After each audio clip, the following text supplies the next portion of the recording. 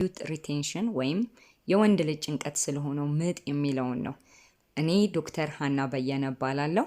ይህን ቪዲዮ ለምትመለከቱት የጤና መንገድ እና ሕክምና ወይም way of health and treatment ይባላል። acute retention ለምን የወንዶች ምጥ ተባለ? ምጥ ምንድን ነው? ምጥ ማለት አንዲት እንስት ልጅ ልትወልድ ስትል የምታልፍበት ጭንቀት ነው። ምክንያቱም ፕሮስታግላንዲን የሚባለው ሆርሞን በደም ውስጥ ስለሚኖር በቀላሉ በማህፀን ዙሪያ የሚገኝ የደም ስር እና ጡንቻ በዚህ ሆርሞን አማካኝነት ይኮማተራሉ። ስለዚህ ለእንስቷ ቀድማ ተለማምዳ የማታውቀውን ስሜት ልትቆጣጠረው የማትችለውን በጩኸትና በለቅሶ የምትገልጸው ኃይለኛ ህመም ያጋጥማታል። ይህ ምጥ ይባላል። የወንድ ልጅ ምጥ ሲባል ሽንት ማውጣት መቸገር ጋር ይያያዛል። ለመሆኑ ሽንት እንዴት ሰውነት ያመርታል? ሽንት ከየት ነው የሚመጣው? ሽንት የሚመጣው በኩላሊት አማካኝነት ነው። ኩላሊት ደምን በቀን 40 ጊዜ ገደማ ታጣራለች። በምታጣራበት ጊዜ ንጹህ ደም ወደ ሰውነት ክፍል ስትመልስ የቆሸሸውን ደም በስዕሉ ላይ እንደምትመለከቱት በዩሬተር አማካኝነት ወደ ሽንት ከራጢት ይሄዳል። ከሽንት ከራጢት ደግሞ በዩሬትራ አማካኝነት ወደ ደጅ ይወጣል። ይህ ሂደት አንድ ጤነኛ ሰው በአማካኝ በቀን ከ7 እስከ 8 ጊዜ እንዲሽና ይረዳዋል። ሽንት እንዳይወጣ ብዙ እክሎች አሉት። ከእክሎቹ መካከል 7ቱን ለመግለጽ እሞክራለሁ። አንደኛ፣ የፕሮስቴት እድገት መጨመር። ፕሮስቴት የሚባለው ከሽንት ከራጢት ስር በወንዶች ብቻ የሚገኝ ክብደቱ 20 ግራም ሲሆን ዋና ስራው በቴስቲክል የተመረተውን ስፐርም ብቁ ማድረግ ነው። ነገር ግን ይህ ፕሮስቴት እድሜ እየጨመረ ሲሄድ በይበልጥ ከ45 ዓመት በላይ ሲሆን ክብደቱ ከ40 እስከ 120 ግራም ይሆናል። ስለሆነም በቀላሉ አቅራቢያው ያለው የሽንት ከራጢትን መግፋት ይችላል። በተጨማሪም የሽንት ከራጢት አንገትን ይዘጋዋል። በዚህ ምክንያት ሽንት መውጣት አይችልም ማለት ነው። ሽንት ከራጢት ከ400 ሚሊ ሊትር እስከ 500 ሚሊ ሊትር የመያዝ አቅም አለው። ይህ የተጠራቀመው ሽንት ግን የማውጫ አንገት ከተዘጋ እዛው ባለበት ኩላሊት ማጣራቷን ስለምትቀጥል ሌላ ይጨመራል።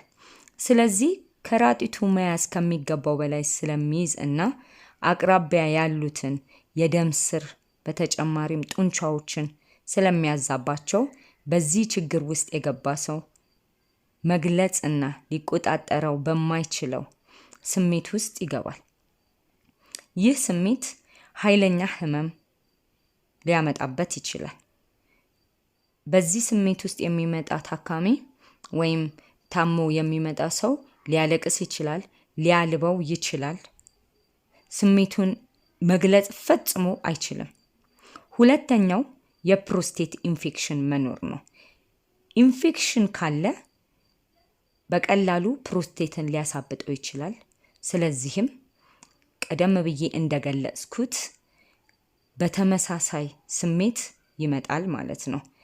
ሶስተኛው ለአለርጂክ ለድብርት የሚወሰዱ መድኃኒት ከራጢት ላይ የሚገኙ ጡንቻዎችን ያዛባል። ስለዚህ አንደኛው ላይ እንደገለጽኩት ተመሳሳይ የሆነ ችግር ስለሚያመጣ ሽንት መውጣት ይቸገራል ማለት ነው።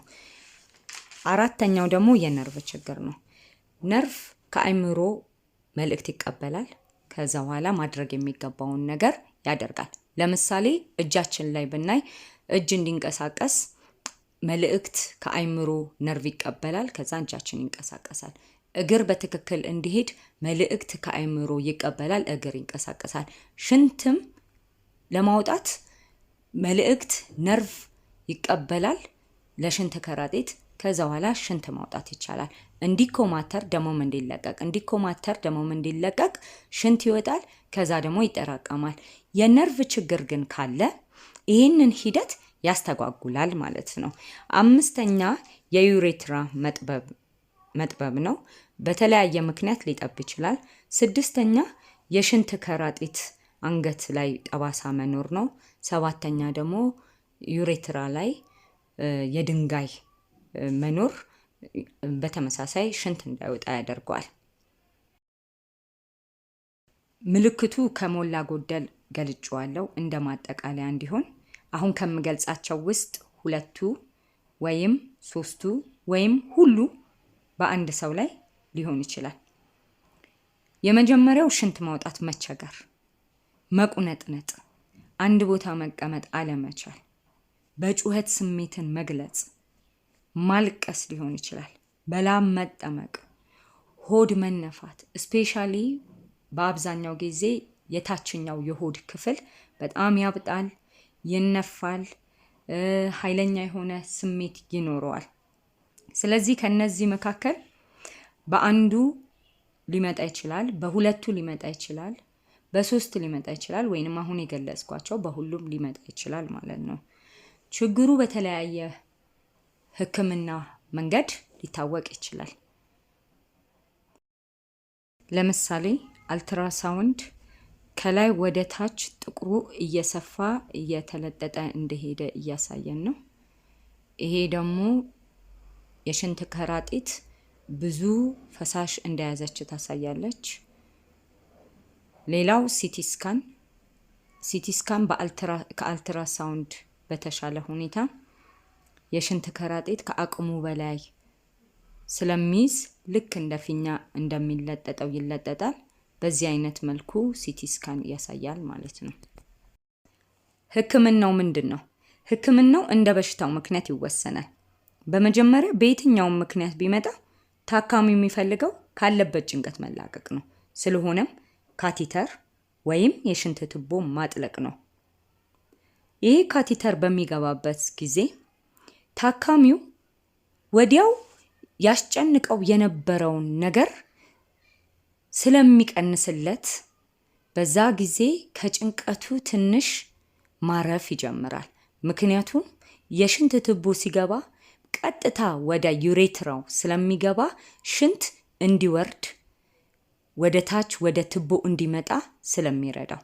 ሁለተኛ ችግሩ የፕሮስቴት እድገት መጨመር ከሆነ ለዚህ ተብሎ የተዘጋጀ አልፋ ብሎከር ደግሞም 5 አልፋ ሪዳክቴስ ኢንሂቢተር የሚባል መድኃኒት በመስጠት ከዛም በቀጠሮ በመከታተል ታካሚውን ካለበት ችግር ለማውጣት ይረዳል።